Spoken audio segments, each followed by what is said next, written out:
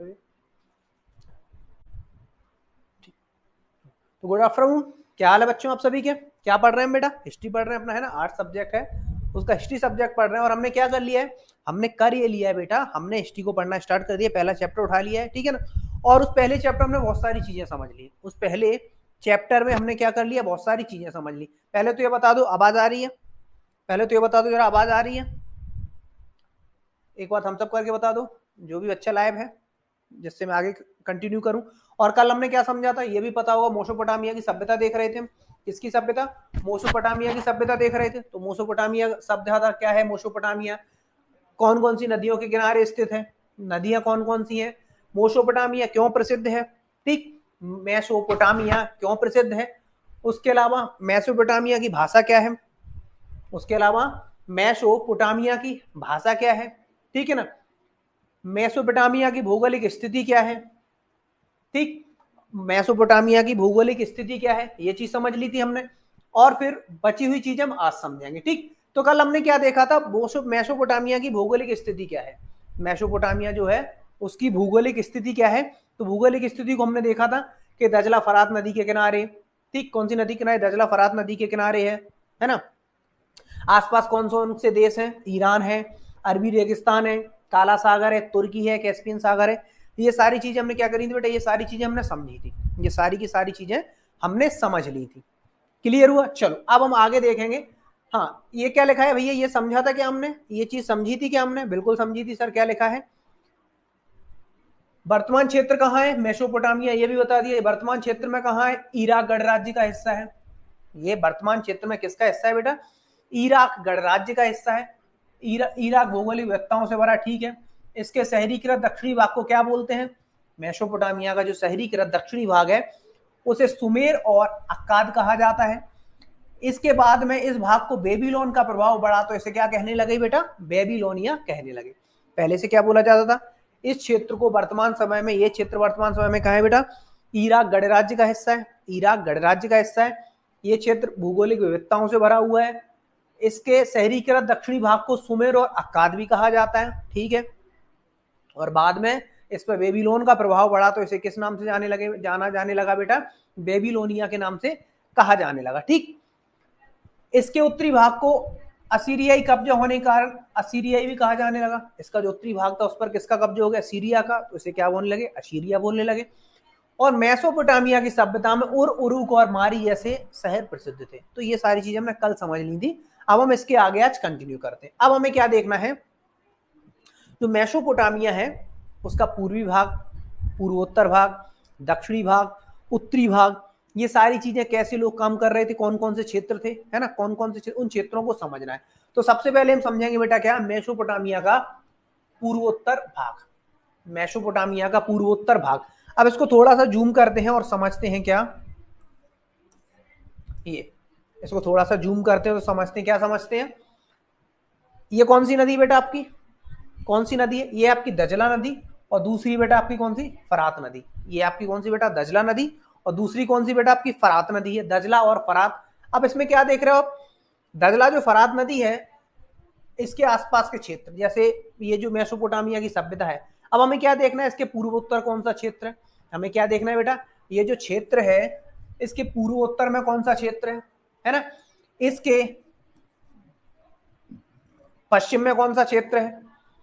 इसके उत्तर में कौन सा क्षेत्र है? उसके दक्षिण में कौन सा क्षेत्र है?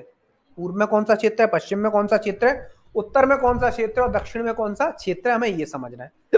ठीक है, क्लियर हुआ? चलो समझते हैं। आज क्या खाना थोड़ा जल्दी खा लिया लगता है मुझे। मुझे क्या होने लगी, आप लोग याद इतना करते हो कि मुझे डकार आने लगी है। ठीक, क्लियर हुआ? चलो आगे समझते हैं भैया। हाँ, पूर्वोत्तर भाग किसका? मेसोपोटामिया का पूर्वोत्तर भाग। तो क्या लिखोगे आप इसके बारे में? आप लिखोगे यहाँ हरे भरे मैदान है। कहाँ? मेसोपोटामिया का जो पूर्वोत्तर भाग है वहां क्या है बेटा? हरे भरे मैदान है। यहाँ वृक्ष से ढकी पर्वत श्रृंखला है। हरे भरे मैदान है और क्या है बेटा? वृक्ष से ढकी हुई क्या है? पर्वत श्रृंखला है। हरे भरे मैदान है और वृक्ष से ढकी हुई क्या है? पर्वत श्रृंखला है। यहाँ स्वच्छ झरने उपलब्ध है। स्वच्छ यानी पानी के अच्छे झरने उपलब्ध है। कहाँ? मेसोपोटामिया की सभ्यता में। जंगली फूल भी मिलेंगे आपको। यहाँ अच्छी फसल के लिए पर्याप्त वर्षा होती है।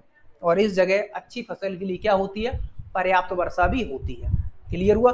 यहाँ हरे भरे मैदान है, वृक्ष ढकी पर्वत श्रृंखला है, यहाँ स्वच्छ झरने उपलब्ध हैं, जंगली फूल है ना। उसके अलावा यहाँ अच्छी फसल के लिए क्या होती है बेटा, अच्छी फसल के लिए पर्याप्त वर्षा भी होती है। यहाँ 7000 से 6000 बीसी के बीच खेती शुरू हो गई। कब खेती शुरू हुई, 7000 ईसा पूर्व से लेकर 7000 ईसा पूर्व से लेकर 6000 7000 ईसा पूर्व से लेकर 6000 ईसा पूर्व के बीच यहाँ क्या स्टार्ट हो गई बेटा, 7000 ईसा पूर्व से लेकर 6000 ईसा पूर्व के बीच यहाँ क्या स्टार्ट हो गई है, खेती प्रारंभ हो गई। ठीक, ये किसके बारे में, मेसोपोटामिया के जो पूर्व उत्तर भाग है, मेसोपोटामिया का जो पूर्व उत्तर भाग है बेटा, ये उसके बारे में, मेसोपोटामिया का जो पूर्वोत्तर भाग है ना, ये उसके बारे में, मेसोपोटामिया पूर्वोत्तर भाग है उसके बारे में। क्लियर हो गया। अगर पूछता है आपसे एग्जाम में कि मेसोपोटामिया के पूर्वोत्तर भाग को समझाइए, तो आपको इसी तरीके से लिखना है ना। चलो आगे देखते हैं, आगे क्या लिखा है। अब हम समझेंगे मेसोपोटामिया के उत्तरी भाग को। अब हम क्या समझेंगे, मेसोपोटामिया के उत्तरी भाग को। उत्तरी भाग, मेसोपोटामिया का उत्तरी भाग, उत्तर में ऊंची घास पर स्टेपी घास के मैदान है। मेसोपोटामिया का जो उत्तरी भाग है उसके उत्तर में क्या है, ऊंची भूमि पर क्या है, स्टेपी घास के मैदान है। यानी मेसोपोटामिया का जो उत्तरी भाग था वहां घास के मैदान पाए जाते थे, और उन घास के मैदानों का नाम क्या था, उन घास के मैदानों का नाम था बेटा क्या, स्टेपी। उन घास के मैदानों का नाम क्या था, उन घास के मैदानों का नाम था बेटा क्या, स्टेपी। यहाँ पशुपालन आजीविका का अच्छा साधन है। कहां पर, उत्तरी भाग में। उत्तरी भाग में जो पशुपालन है, उत्तरी भाग में जो पशुपालन है वो क्या है, आजीविका का एक अच्छा साधन है। यहाँ जानवरों के लिए सर्दियों की वर्षा के बाद चारा घास उपलब्ध हो जाती है। जानवरों के बाद क्या होता है, जानवर होते हैं उनके लिए सर्दियों के बाद क्या हो जाती है, चारा और घास उपलब्ध हो जाती है। क्लियर हुआ। चलो आगे। अब हमें क्या देखना है, मेसोपोटामिया का पूर्वी भाग। हमने कौन कौन से भाग देख लिए थे, पहले देखा बेटा कौन सा,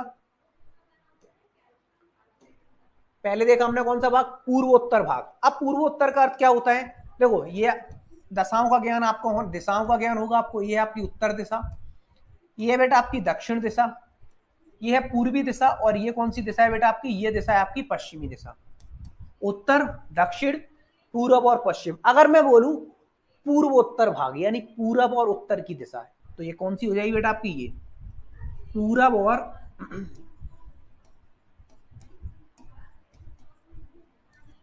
पूरब और उत्तर की दिशा, यानी ये कौन सी दिशा कहलाएगी बेटा, पूर्वोत्तर दिशा कहलाती है। पूरब और उत्तर की दिशा क्या कहलाती है, पूर्वोत्तर दिशा दिशा कहलाती है। क्लियर हुआ। चलो आगे बढ़ते हैं। तो हमने पूर्वोत्तर भाग में देख लिया, उत्तरी भाग देख लिया। अब हम देखते हैं बेटा क्या, पूर्वी भाग। किसका, मेसोपोटामिया का जो पूर्वी भाग होगा, जो पूर्वी भाग कौन सा होगा बेटा, ये कौन सा भाग होगा आपका, उत्तरी, ये पूर्वी, ये उत्तर पूर्वी यानी पूर्वोत्तर, ये दक्षिणी, ये पश्चिमी। ठीक, ये भाग होंगे। तो क्या लिखा है, दजला और उसकी सहायक नदियां ईरान की तरफ जाने के लिए परिवहन का अच्छा साधन थी। पूर्वी भाग में क्या, दजला नदी, फरात नदी है ना, और उस दजला और जो उसकी फरात नदी है उसकी जो सहायक नदियां होंगी, ये सहायक नदियां किसका कार्य करती है, ये सहायक नदियां बेटा कार्य करती थी किसका, परिवहन का। ये सहायक नदी किसका कार्य करती थी, परिवहन का। और यही माध्यम थी क्या, परिवहन का। पहले क्या होता था, अगर एक जगह से दूसरी जगह जाना है तो दो चीजें हो सकती जाने के लिए, एक तो आप सड़क मार्ग से जाओ, या फिर आप किस मार्ग से जा सकते हो, नदियों के मार्ग से जा सकते हो। एक तो आप सड़क मार्ग से जा सकते हो, और फिर आप किस मार्ग से जा सकते हो बेटा, और आप नदियों के मार्ग से जा सकते हो। किस मार्ग से, नदियों के मार्ग से जा सकते हो। ठीक, दक्षिण का भाग, दक्षिणी भाग रेगिस्तान है। अब दक्षिण की भाग की बात करते हैं। हमने पूर्वोत्तर की बात कर ली, हमने किसकी बात कर ली बेटा, पूर्वोत्तर की। हमने बात कर ली बेटा पूर्व की, हमने बात कर ली बेटा उत्तर की। अब हम बात करेंगे बेटा किसकी, दक्षिण की। अब हम बात करेंगे बेटा किसकी, दक्षिण की। यानी दक्षिण में क्या क्या स्थित है, आपके मेसोपोटामिया की सभ्यता में दक्षिण में क्या क्या स्थित है, हम उसकी बात करेंगे। ठीक है ना, क्लियर हुआ। तो दक्षिण का भाग, दक्षिण का भाग कैसा है, रेगिस्तान है। यानी दक्षिण के भाग में कोई भूमि नहीं है, कोई घास का मैदान नहीं है, कोई नदी नहीं है, कुछ नहीं है। वो कैसा है, रेतीला क्षेत्र, और रेतीले क्षेत्र को हम क्या बोलते हैं, रेगिस्तान बोलते हैं। दक्षिण का भाग कैसा है, दक्षिण का भाग रेगिस्तान है। यहीं पर सबसे पहले लेखन प्रणाली और नगरों का उद्भव हुआ था।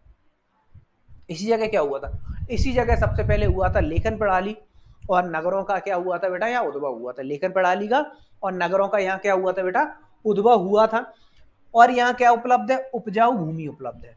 और यहाँ क्या उपलब्ध है बेटा, और यहाँ उपजाऊ भूमि उपलब्ध है। ठीक, क्या बोल रहे हैं, दक्षिणी भाग रेगिस्तान है। यहीं पर सबसे पहले किसका प्रारंभ हुआ था, लेखन प्रणाली का। अब यहाँ से क्वेश्चन बन सकता है क्या, अब यहाँ से क्वेश्चन बन सकता है क्या कि मेसोपोटामिया की सभ्यता में दक्षिणी भाग, या फिर क्वेश्चन ऐसे बनेगा लेखन प्रणाली सबसे पहले कहां से चालू हुई, तो आप क्या बोलोगे, मेसोपोटामिया के दक्षिणी भाग से। लेखन प्रणाली सबसे पहले कहां से चालू हुई, तो आप क्या बोलोगे, मेसोपोटामिया के दक्षिणी भाग से। ठीक है ना। नगरों का उद्भव कहां से हुआ, नगरों का उद्भव कहां से हुआ, तो क्या बोलोगे आप, मेसोपोटामिया के दक्षिणी भाग से। उपजाऊ भूमि कहां उपलब्ध है, रेगिस्तान के पास उपजाऊ भूमि कहां उपलब्ध है, तो मेसोपोटामिया के दक्षिणी भाग पर उपलब्ध। अब देखो ये मैप में दिखाई दे रहा होगा आपको, मैप में क्या दिखाई दे रहा है, ये दक्षिण में क्या स्थित है, अरब रेगिस्तान है। दक्षिणी भाग में क्या स्थित है बेटा, दक्षिणी भाग में आपका अरब रेगिस्तान यहाँ स्थित है। क्लियर हो रहा है, चलो आगे बढ़ते हैं। अब लिखा है कि मेसोपोटामिया की जो हमें सभ्यता मिली, जो हमें सभ्यता मिली, इसका नाम क्या है, मेसोपोटामिया। किस नदी के किनारे है, दो नदियां, एक है आपकी कौन सी बेटा, दजला, एक नदी है बेटा आपकी कौन सी, दजला, और दूसरी नदी बेटा आपकी कौन सी, फरात। मेसोपोटामिया की सभ्यता मिली, दो नदियों के किनारे मिली, एक है आपकी कौन सी, दजला, और दूसरी है बेटा आपकी कौन सी, फरात। दजला नदी, फरात नदी, दजला नदी, फरात नदी। ठीक है, तो अब इसके जानकारी के स्रोत क्या है, इस मेसोपोटामिया की जो सभ्यता मिली, जो दो नदियां हैं दजला और फरात, इनकी जानकारी के स्रोत क्या है, तो क्या क्या स्रोत है। नंबर एक पे लिख सकते हो आप मूर्तियां, कुछ वहां से कुछ मूर्तियां प्राप्त हुई। तो जब मूर्तियां प्राप्त हुई तो ये पता चला कि मेसोपोटामिया, ये मूर्तियां कहाँ की है, मेसोपोटामिया की है। तो मूर्तियां क्या है, मूर्तियां जो मिलती हैं वो भी एक तरीके से जानकारी का स्रोत है। मूर्तियां जो प्राप्त होती हैं वो भी एक तरीके से क्या है बेटा, जानकारी का स्रोत है। दूसरा क्या मिला बेटा, आभूषण। आभूषण को हम और दूसरा नाम क्या बोल सकते हैं, गहने, आभूषण या गहने। तो मेसोपोटामिया की जानकारी का दूसरा स्रोत क्या था, मेसोपोटामिया की जानकारी का दूसरा स्रोत क्या था बेटा, आभूषण। आपको मूर्तियां मिली, आभूषण मिले, इमारतें, बिल्कुल हमने किस सभ्यता के बारे में पढ़ेंगे अगली क्लास में, 12th क्लास में आप पढ़ोगे बेटा किसके बारे में, सिंधु सभ्यता के बारे में। सिंधु सभ्यता के बारे में पढ़ोगे 12th क्लास में। आप किसके बारे में पढ़ोगे बेटा, सिंधु सभ्यता के बारे में पढ़ोगे। तो सिंधु सभ्यता में हमें क्या मिलेंगे, सिंधु सभ्यता कैसी सभ्यता थी बेटा, नगरीय सभ्यता थी। तो फिर इस सिंधु सभ्यता में हमें क्या मिलेंगे बेटा, इमारत है। सिंधु सभ्यता कैसी सभ्यता थी बेटा, नगरीय सभ्यता थी। इस सभ्यता में हमें क्या मिलेंगी बेटा, इमारतें मिलेंगी। ठीक इसी प्रकार से मेसोपोटामिया की सभ्यता में भी क्या प्राप्त हुए हैं, ठीक इसी प्रकार से मेसोपोटामिया की सभ्यता से भी क्या प्राप्त हुई है बेटा, मेसोपोटामिया की सभ्यता से भी इमारतें प्राप्त हुई हैं। क्या प्राप्त हुई बेटा, इमारतें। ठीक, आगे कब्रें, बिल्कुल कब्रों से पता चलता है सभ्यता में कैसी कब्रें थी। सर कैसी कब्रें क्या होती, किस तरीके से लोगों को दफनाया जाता था, किस तरीके से लोगों को दफनाया जाता। कहीं कहीं क्या होता था, सबके साथ साथ शव प्लस किसी को दफनाते थे, पशुओं को दफनाने की प्रथा थी। ये चीजें कहां थी बेटा, ये चीजें आपकी सिंधु घाटी सभ्यता में थी। ये चीजें बेटा क्या थी, सिंधु घाटी सभ्यता में थी। अब सिंधु घाटी सभ्यता में अगली क्लास में पढ़ोगे आप। ये चीजें कहां थी, सिंधु घाटी सभ्यता में। मनुष्य के साथ किसे दफना दिया, पशु को दफना दिया। और क्या किया, एक साथ मनुष्य को, दो मनुष्यों को दफना दिया, जैसे युगल समाधि बोलते हैं। मनुष्य पुरुष और स्त्री दोनों को दफना दिया, इसे भी युगल समाधि बोलते हैं, युगल कब्र बोलते हैं। तो कब्र से पता चला कि मनुष्यों को किस प्रकार दफनाया जाता, उनकी जानकारी के स्रोत पता चले कि मेसोपोटामिया में इस तरीके से लोगों को दफनाया जाता था। ठीक, अगला है औजार। औजार, औजारों से ये पता चलता है कि इस सभ्यता में किस तरीके के औजारों का प्रयोग किया जाता है। औजारों से ये पता चलता है कि इस सभ्यता में किस तरीके के औजारों का प्रयोग किया जाता होगा। मुद्रा, अब मैंने क्या बोला, अगर कोई क्षेत्र है ना, या कोई सभ्यता है, तो वहां लोग खाने पीने के लिए खेती भी करेंगे, पशुपालन करेंगे, है ना, खेती करेंगे, पशुपालन करेंगे, और उसके अलावा और क्या क्या करेंगे। अब उनको चीजें चलाने के लिए उन्हें कुछ मुद्रा की जरूरत भी पड़ेगी। तो फिर उसी प्रकार से और क्या जानकारी के स्रोत है मेसोपोटामिया की जानकारी के स्रोत? मुद्रा भी एक जानकारी का स्रोत है। मिट्टी की पट्टिका, किसकी पट्टिका बेटा? मिट्टी की पट्टिका, यानी मिट्टी की जो पट्टी, पट्टी देखिए आपने, मिट्टी की जो पट्टी बनाई जाती थी उसे मिट्टी की पट्टिका बोलते हैं। तो मेसोपोटामिया से क्या मिला है बेटा? जानकारी, मिट्टी की पट्टिका भी मिली है। और मंदिर, मंदिर के भी प्रमाण मिले हैं बेटा। कहां से? मेसोपोटामिया से मंदिर के प्रमाण मिले हैं। ठीक, मैं देखो सिंधु घाटी सभ्यता जब पढ़ोगे तो उसमें मंदिर के प्रमाण नहीं मिले हैं, लेकिन इसमें किसमें? मेसोपोटामिया की सभ्यता में किसके प्रमाण मिले बेटा? मिट्टी के, या सॉरी मंदिर के प्रमाण मिले हुए हैं। ठीक, क्लियर हुआ? आगे बढ़ते हैं। अब हमें क्या देखना है? मेसोपोटामिया की कृषि व्यवस्था कैसी थी? अभी तक किसके बारे में पढ़ रहे हैं? कौन सी सभ्यता के बारे में पढ़ रहे हैं? मेसोपोटामिया की सभ्यता के बारे में पढ़ रहे हैं। किस नदी किनारे? दजला फरात नदी किनारे है। ठीक है ना? इसका नाम और क्या पड़ गया था? बेबीलोनिया नाम पड़ गया था। तो हमने बहुत सारी चीजें समझी, कृषि देखे, बहुत सारी चीजें समझी वहां पे। अब हमें देखना क्या है? अब हमें ये देखना है बेटा कि मेसोपोटामिया की कृषि व्यवस्था किस तरीके थी। मेसोपोटामिया में जो कृषि व्यवस्था थी उसका क्या तरीका था, कैसे क्या व्यवस्था थी, है ना? समझते हैं। क्या लिखा है कि मेसोपोटामिया के दक्षिणी भाग की भूमि बहुत उपजाऊ थी। अभी तो देखो पीछे पढ़ा था हमने, पीछे पढ़ा था, क्या पढ़ा था? ये यहाँ कहाँ चला गया भैया? उत्तरी भाग, हाँ दक्षिणी भाग। इसको थोड़ा सा वापस कर लेते हैं। हाँ, क्या लिखा है देखो, दक्षिणी भाग पढ़ा था ना हमने। क्या लिखा है? उपजाऊ भूमि उपलब्ध है। कहाँ? मेसोपोटामिया के दक्षिणी भाग पर क्या उपलब्ध है बेटा? उपजाऊ भूमि उपलब्ध है, ये देखा था ना हमने। अब वापस आओ यहाँ, मेसोपोटामिया की क्या देख रहे हैं? कृषि व्यवस्था देख रहे हैं। तो मेसोपोटामिया के दक्षिणी भाग कैसी थी? मेसोपोटामिया के दक्षिणी भाग की भूमि बहुत उपजाऊ थी। मेसोपोटामिया के दक्षिणी भाग की भूमि क्या थी? बहुत अधिक उपजाऊ थी। यहाँ फरात नदी रेगिस्तान में प्रवेश करने के बाद कई धाराओं में बटकर बहती थी। यहाँ कौन सी नदी? अब देखो, दक्षिणी भाग जो था मेसोपोटामिया का, उपजाऊ भूमि। अब भूमि उपजाऊ कब होती है? भूमि उपजाऊ कब होती? जब वहां किसी नदी का निकास हो या किसी नदी का आवागमन हो। कोई भूमि उपजाऊ कब होती है? जब वहां किसी नदी का आवागमन हो। तो भूमि उपजाऊ कब होगी? जब नदी का आवागमन होगा। अब चूंकि दक्षिणी भाग उपजाऊ था तो वहां नदी भी बहती थी। नदी कौन सी थी बेटा? फरात नदी। तो नदी कौन सी? फिर फरात नदी। तो इसी वजह से भूमि वहां की क्या थी बेटा? उपजाऊ थी। क्या लिखा है कि वहां फरात नदी रेगिस्तान में प्रवेश करने के बाद कई धाराओं में बटकर बहती थी। यानी क्या? ये नदी है, ये जा रही है, रेगिस्तान में प्रवेश करेगी तो कई धाराओं में बट जाएगी, और कई धाराओं में बटेगी तो कई जगह बाढ़ लाएगी। बहुत सारी आसपास का जितना भी क्षेत्र होगा उन सभी क्षेत्रों को क्या कर देगा? वो उपजाऊ बना देगी। उन सभी क्षेत्रों को क्या करेगी? उपजाऊ बना देगी, है ना?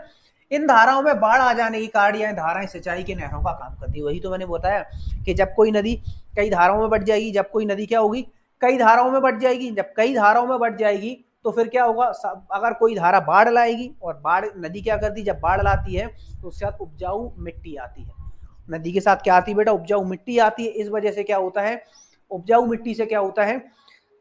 नदी के साथ जो उपजाऊ मिट्टी आती है इससे क्या होता है?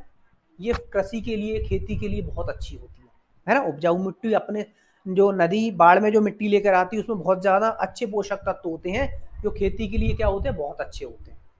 क्लियर हुआ? ठीक, आगे। जरूरत पड़ने पर गेहूं, जौ, मटर और मसूर के खेतों में सिंचाई की जाती थी। ये जो कई धाराओं में टूट जाती थी तो जब भी जरूरत पड़ती थी, इससे किसमें? जरूरत पड़ने पर गेहूं, जौ और मटर, इनके खेतों में क्या की जाती थी बेटा? इनके खेतों में सिंचाई की जाती थी। किससे? किस नदी से? फरात नदी से। किस नदी से बेटा?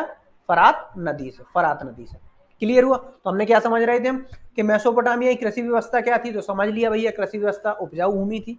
मेसोपोटामिया का दक्षिणी भाग था, उसकी भूमि की अच्छी उपजाऊ भूमि थी। क्यों उपजाऊ थी? वहां एक नदी बहती थी, नदी का नाम था फरात नदी, और वह कई धाराओं में बटी हुई थी। कई धाराओं में बटी होती तो उन धाराओं में जब क्या होती? बाढ़ आती। तो बाढ़ क्या करती फिर बेटा? उपजाऊ भूमि, मृदा लेकर आती, और जो खेती के लिए, कुछ फसलों के लिए, जैसे गेहूं है, जौ है, मटर है, मसूर की खेती के लिए बहुत अच्छी थी, उन फसलों में सिंचाई करती थी। ठीक, अब हम समझेंगे क्या मेसोपोटामिया सभ्यता में पशुपालन किस प्रकार से होता था, कि मेसोपोटामिया सभ्यता में पशुपालन किस प्रकार से होता था। अब देखो, अब कोई सभ्यता है, अगर वहां कृषि हो रही है, अगर कोई सभ्यता है और वहां क्या हो रही है बेटा? कृषि हो रही है। ठीक, कृषि के लिए, कृषि में क्या करेंगे? कहां करेंगे कृषि? खेत में। ठीक है ना? कृषि अगर करेंगे तो कृषि कहां करेंगे बेटा? खेत में करेंगे। समझना इस चीज को, कॉमन सेंस की बात। कृषि है तो कृषि को कहां करेंगे? खेत में, ठीक। खेत की क्या करनी पड़ेगी, जुताई। खेत की क्या करनी पड़ेगी बेटा, जुताई, ठीक। अब जुताई होगी किससे, जुताई होगी किससे, पशुओं से। जुताई होगी बेटा किससे, पशुओं से। यानी अगर कहीं कृषि हो रही है तो खेत होंगे, खेत में जुताई होगी, और जुताई किससे होगी बेटा, पशुओं से। यानी अगर खेती है तो स्वाभाविक सी बात है वहां पशु भी होंगे। कुछ पशु किस काम के लिए होंगे, जुताई के लिए, है ना। अब पशु भी दो कामों के लिए, जो पशु की अगर बात करें, बहुत दो के और भी ज्यादा काम हो सकते हैं। एक तो उनका काम खेतों में जुताई के लिए, एक तो उनका काम क्या रहेगा बेटा, खेतों में जुताई के लिए। दूसरा उनका काम क्या रहेगा, दुग्ध उत्पादन के लिए।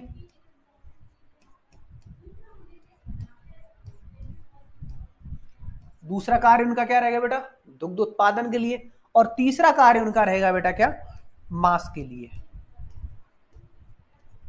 ठीक। लोग मांसाहारी होते हैं, तो अगर कोई पशु है तो उसके क्या क्या कार्य हो सकते हैं, उससे खेत की जुताई करवाई जा सकती है ना, उससे जुताई हो सकती है, दुग्ध उत्पादन हो सकता है, और मांस भक्षण भी किया जा सकता है एक पशु से, ठीक। तो मेसोपोटामिया सभ्यता में जो पशुपालन था, तो पशुपालन अगर होगा, सॉरी अगर कृषि होगी, मेसोपोटामिया सभ्यता अगर कृषि होगी तो खेत होंगे, खेत में की जाती होगी जुताई, जुताई करने के लिए चाहिए पशु।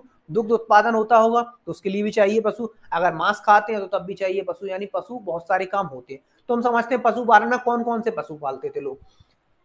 मेसोपोटामिया के लोग भेड़ और बकरियां पालते थे। अब भेड़ और बकरियां पालने का कारण क्या, भेड़ से क्या मिलती है बेटा, ऊन मिलती है। भेड़ से क्या मिलती है, भेड़ से मिलती है ऊन, और बकरियों से मिलता है दुग्ध, है ना।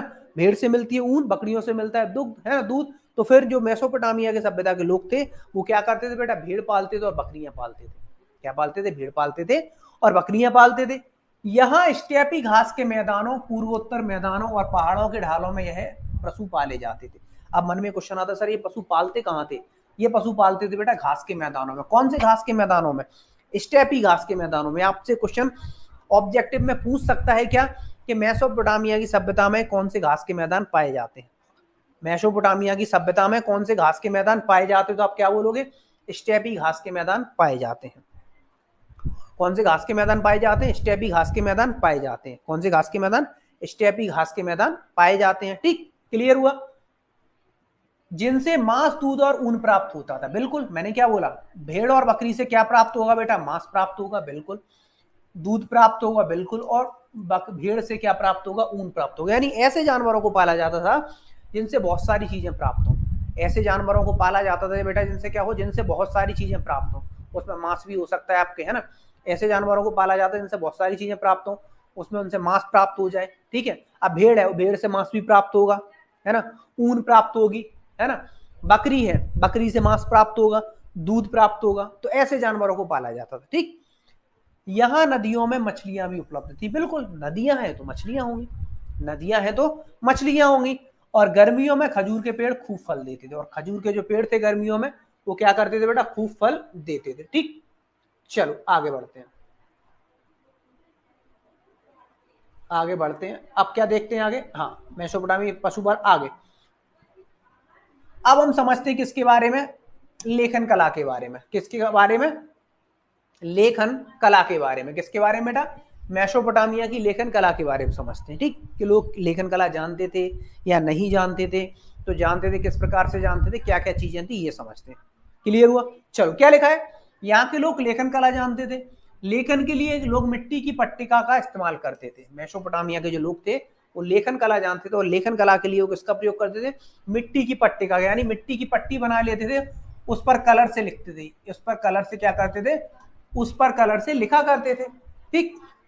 ध्वनि के लिए कीलाक्षर, कीलाकार चिन्ह का प्रयोग किया जाता था ध्वनि के लिए। यानी कहीं से आवाज आ रही है तो पर एक स्पेशल चिन्ह बना लिया था, चिन्हों के द्वारा ये लेखन कला करते थे। जैसे मान लो ये चिन्ह बना दिया, ये चिन्ह बना दिया, तो इसका अर्थ मान लो उस समय निकलता होगा ध्वनि, तो किसी को लगेगा कि आवाज आ रही है कहीं से, तो ऐसा चिन्ह बना देगा, है ना। तो ध्वनि के लिए क्या किया था उन्होंने, कीलाक्षर और कीलाकार चिन्हों का प्रयोग किया जाता था। अलग अलग ध्वनियों के लिए अलग अलग चिन्ह थे, बिल्कुल अलग अलग ध्वनि, अलग अलग ध्वनि, पशु की, जानवर की ध्वनि, मनुष्य की ध्वनि या किसी और की ध्वनि, सबके लिए क्या अलग अलग चिन्ह थे। लेखन का इस्तेमाल हिसाब किताब रखने के लिए, अब लोगों ने पढ़ना लिखना क्यों सीखा? तो लेखन का हिसाब किताब, लेखन का जो इस्तेमाल किस लिए किया जाता? हिसाब किताब रखने के लिए, शब्दकोश बनाने, भूमि के हस्तांतरण को कानूनी मान्यता प्रदान करने के लिए, राजाओं के कार्य का वर्णन करने के लिए इस्तेमाल किया जाता था। तो आपसे पूछ सकता है कि मेसोपोटामिया की सभ्यता में, मेसोपोटामिया की सभ्यता में लेखन का, मेसोपोटामिया की सभ्यता में लेखन का प्रयोग किस चीज में किया जाता था? मेसोपोटामिया की सभ्यता में लेखन का प्रयास किस चीज में किया जाता था? तो आप क्या बोलोगे कि मेसोपोटामिया की सभ्यता में लेखन का प्रयास किस लिए?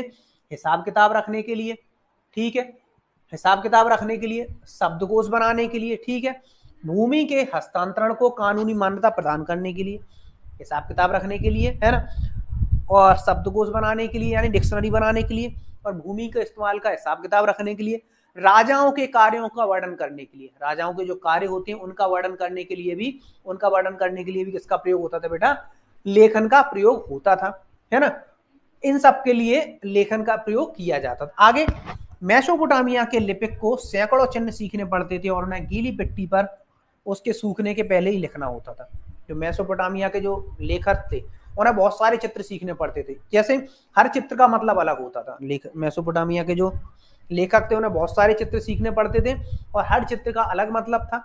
और वो क्या करते, मिट्टी की पट्टी बनाते, उस पर कब तक लिखना रहता था? जब तक वो मिट्टी पट्टी सूख नहीं जाती है, यानी गीली पट्टी में उसे लिखना पड़ता था। ठीक, गीली पट्टी में ही उसे लिखना पड़ता था, क्योंकि अगर पट्टी सूख गई तो फिर वो क्या हो जाएगा, चिन्ह या वो पट्टी बेकार हो जाएगी, उस पर चिन्ह नहीं छाप पाएंगे, है ना। लेखनकार बड़ी ही कुशलता की आवश्यकता होती थी, यानी उस समय जो लेखन कार्य किया जाता था उसमें बहुत ज्यादा कुशलता की आवश्यकता होती थी। उस समय जो लेखन कार्य किया जाता था उसमें बहुत अधिक मात्रा में किसकी आवश्यकता होती थी बेटा? बहुत अधिक मात्रा में कुशलता की आवश्यकता होती थी। क्लियर हुआ? चलो अब समझ लेते हैं कैसे। थोड़ा सा देखो, ये क्या लिखा है ऊपर? लेखन कला का विकास। चलो दिखाई दे रहा है, जूम करने की जरूरत नहीं है। अब आप क्या देखोगे? कुछ चिन्ह बने हुए हैं ऐसे ऐसे, दिख रहे हैं ना? कुछ क्या बने? चिन्ह बने हुए हैं। कहीं ये अभी चिन्ह बना हुआ है ऐसा, बने हैं ना, ये चिन्ह बने हुए ना, ये ए में लिखा है, ये कुछ चिन्ह बना है, ये कुछ चिन्ह बना है, ये सारे क्या बने बेटा? चिन्ह बने हुए हैं। ये सारे के सारे क्या बने हुए बेटा? चिन्ह बने हुए दिखाई दे रहा है। तो ये क्या है? कीलाकार अक्षर संकेत है। ये क्या है? कीलाकार, यानी कील के आकार की। कील ऐसी तो होती है, कील इस तरीके की तो होती है। तो कीलाकार, कीलाकार क्या है? कील के आकार के अक्षर के संकेत है। ठीक, यानी इन अक्षरों के संकेत के द्वारा, इन अक्षरों के संकेत के द्वारा बताया जाता था कि इसका ये अर्थ है। हो सकता है इसका अर्थ हो, जैसे ये अक्षर है, इसका अर्थ हो ध्वनि, है ना।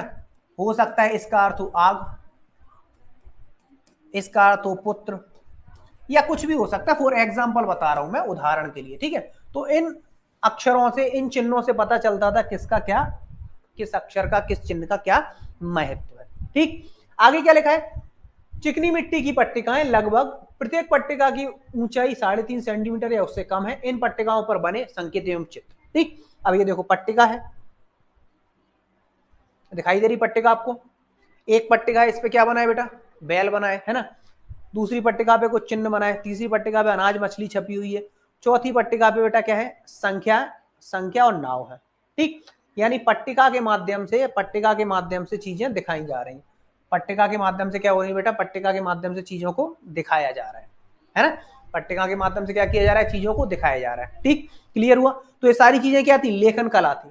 ये सारी की सारी चीजें बेटा क्या थी? लेखन कला थी। ठीक है ना।